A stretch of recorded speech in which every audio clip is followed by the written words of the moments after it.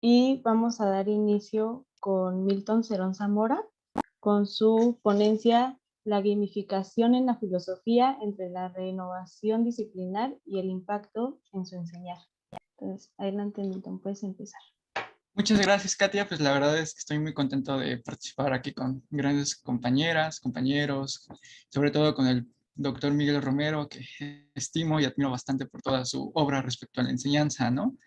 Entonces, pues, por cuestiones de tiempo y de protocolo, voy a poner mi cronómetro para no pasarme del tiempo, ya que el tiempo de los demás es súper valioso. Me voy a dar el lujo de presentarles una presentación que hice en PowerPoint para hacer más amena la discusión, ¿no? Ya bien como lo comentaba Katia, mm, yo voy a hablarles sobre un tema muy interesante que es la gamificación en la filosofía, ¿no? Estaré abogando, digamos que por una enseñanza de la filosofía activa, novedora, suscitadora, que ponga en el centro de discusión al profesor y al alumno como seres filosóficos, como actores de un mismo pensamiento. Entonces, para parte de esta presentación, la he decidido dividir en estas partes, ¿no? La primera vamos a ver qué es esto de la gamificación, cómo se aplica en el aula esta propuesta didáctica. Una vez teniendo este contexto, ya voy a pasar a mi propuesta, que es una propuesta de ruptura, que estará dividida en dos momentos principales. El primero será responder una pregunta esencial. Bueno, si hay tanta variedad de técnicas didácticas, ¿cómo es que la gamificación puede hacer posible que la enseñanza de la filosofía mejore y sea relevante? Y también vamos a pasar a otro aspecto muy importante, que es cómo se va a suscitar que los actores educativos de la filosofía más importantes, alumno y estudiante, sean una nueva fuerza motora en la enseñanza. Entonces, vamos a pasar de lleno con lo que es la gamificación y cómo se aplica.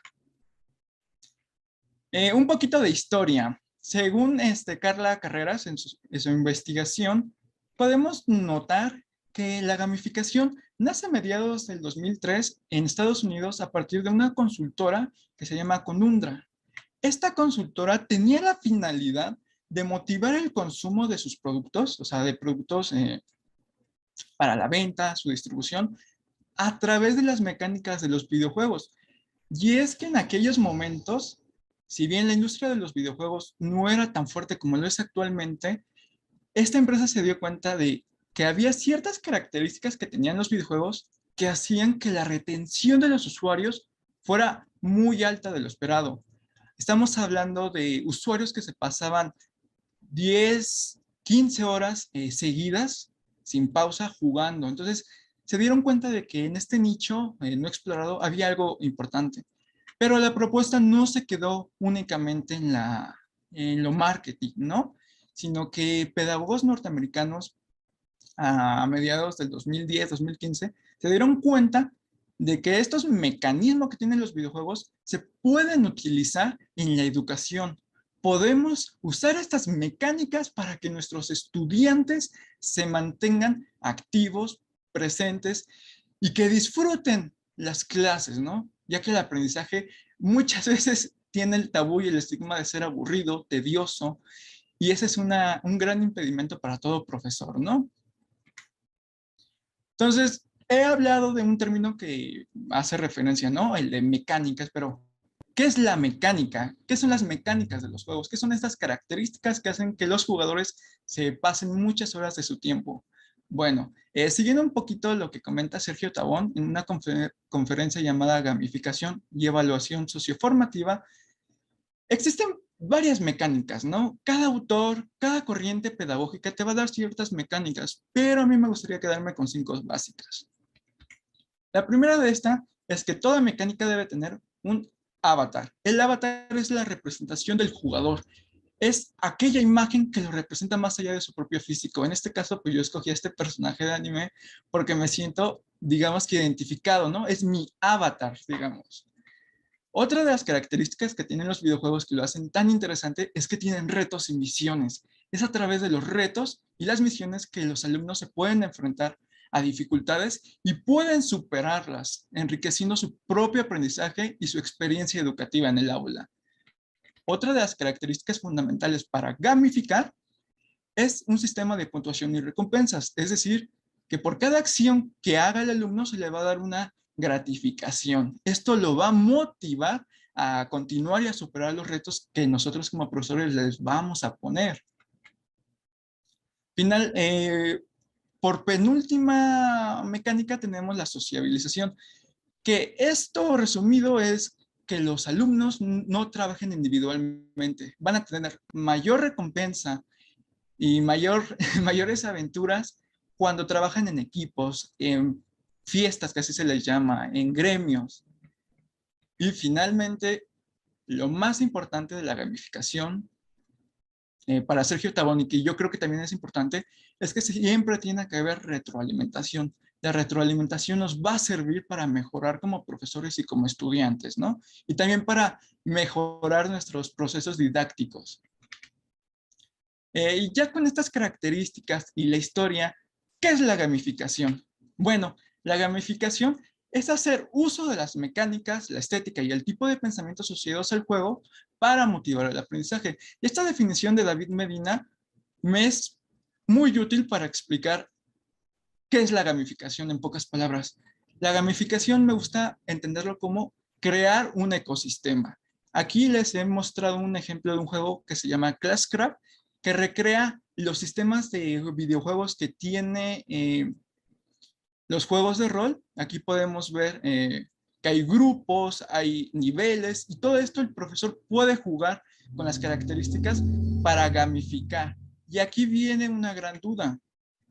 ¿Cuál es la diferencia entonces, Milton, entre aprender con aprender con juegos y gamificar? Bueno, resumidamente, aprender con juegos es crear un material lúdico, como menciona Grillo y Camargo, que haga más empática la relación entre aprendizaje y videojuegos, o bueno, juegos.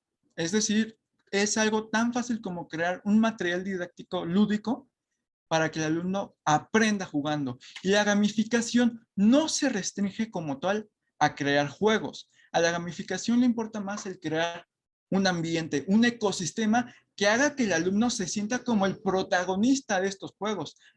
Aunque aquí sí hay que aclarar que la gamificación y el aprendizaje basado en juegos no están realmente peleadas, se tienen que complementar.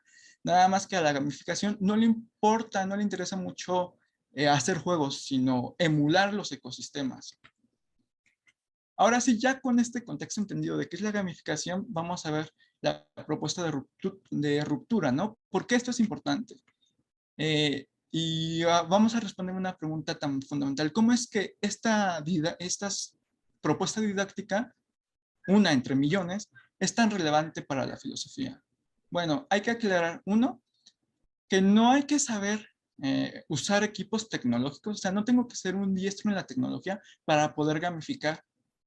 O sea, gamificar no es necesariamente saber utilizar la computadora. Otra aclaración, gamificar por sí misma no es la técnica absoluta que nos va a dar la verdad, ¿no? No estamos hablando de la técnica que va a revolucionar a la educación. Otra aclaración que voy a hacer es que la gamificación bien aplicada no es conductista, sino que es constructivista. Se puede entender a la gamificación como una técnica conductista en el sentido en que se pueden poner ciertas normas, ahora sí que ciertos estímulos al alumno para que haga ciertas cosas.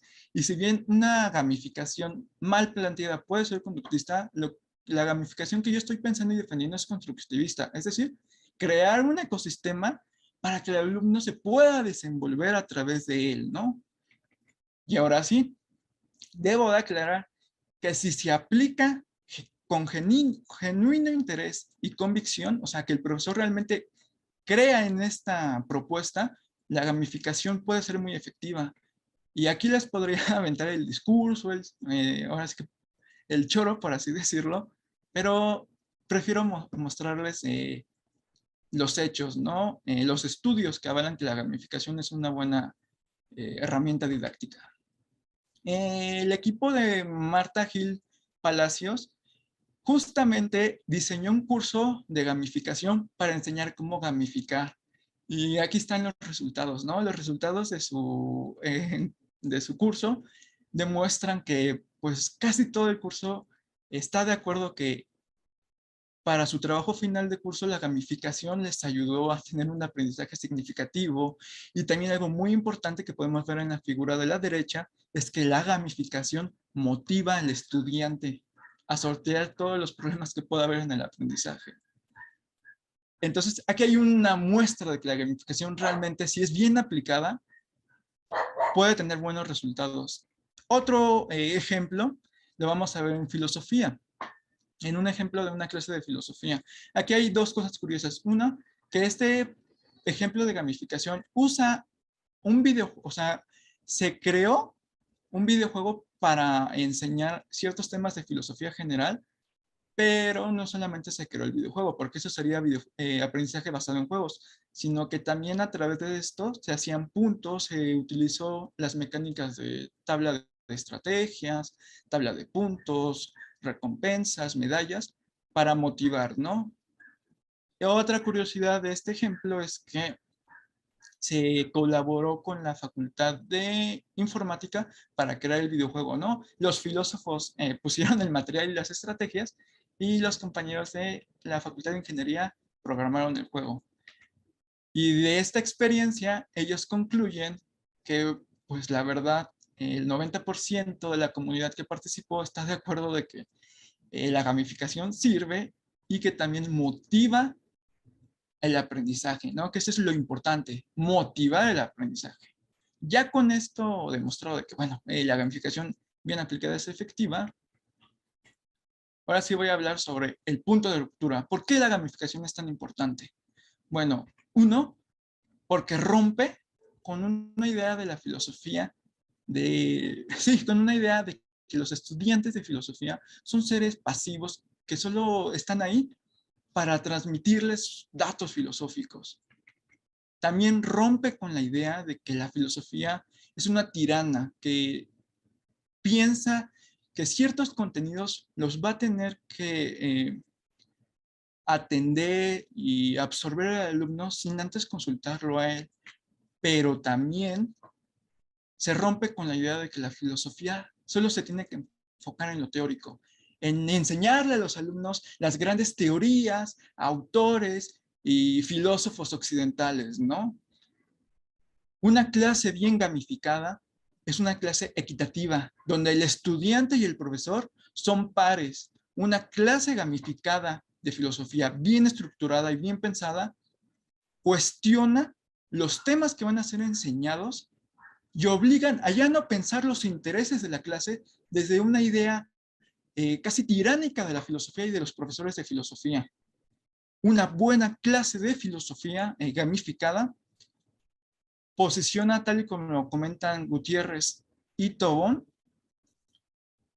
nos alejan de los programas y de aquellas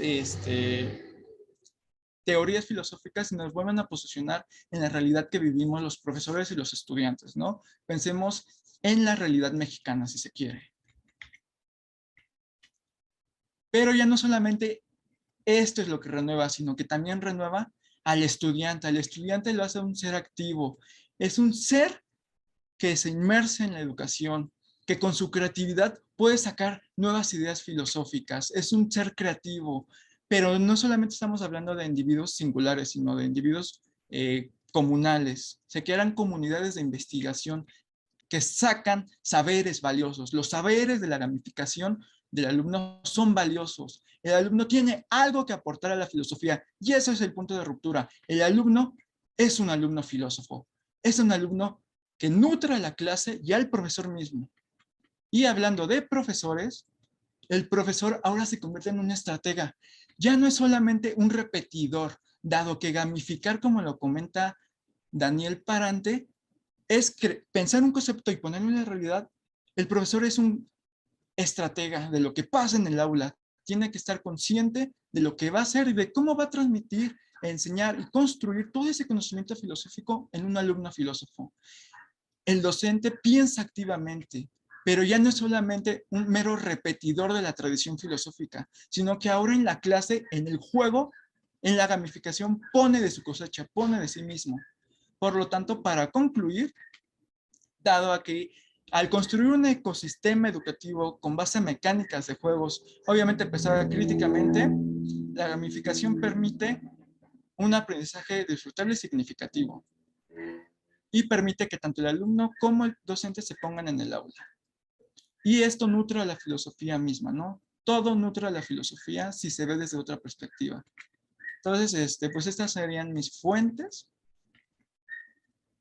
Y pues me quedaría nada más que agradecerles su tiempo y espero haber sido claro. Pues muchas gracias.